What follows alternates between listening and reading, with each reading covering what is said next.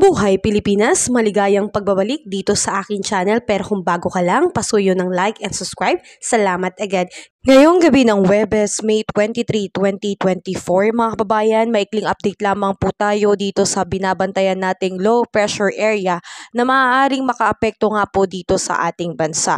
So sa ganap na 3 PM po kaninang hapon, ang lokasyon nito ay nasa 680 km east of Davao City. So makikita po natin na napakalaki na po ng saklaw nito na kung saan ito po ay magdudulot ng mga kalat-kalat na pag-ulan sa maraming lugar po dito sa ating bansa, particular na po dito sa Eastern Visayas at Caraga region. Kaya mga kababayan, asahan na rin po natin sa mga susunod na araw ay na magiging malawakan na po ang dulot nitong pag-ulan. Sa ngayon, ng Metro Manila at ilang bahagi po ng ating bansa ay nakakaranas pa rin po ng maaliwalas na panahon, bagabat malayo naman po ang epekto nitong trough ng LPA dito sa Manila. Pero hindi ibig sabihin nun na wala pong posibleng maging bagyo, dahil batay nga po sa forecast ng Pag-asa, sa ngayon ito pong binabantayan nating LPA ay nasa tropical depression na po. Pero kalaunan sa susunod na araw, ito po ay magiging severe tropical storm ang category na po nito. So ito po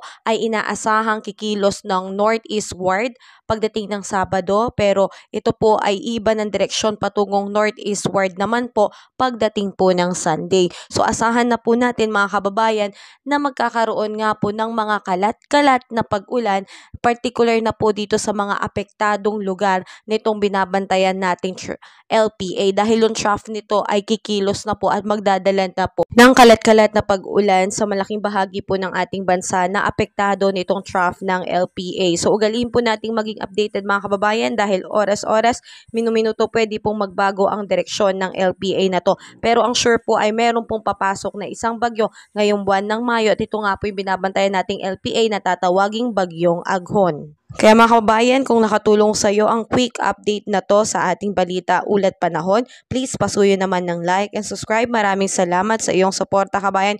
Ingat ka palagi. Have a safe day po sa lahat.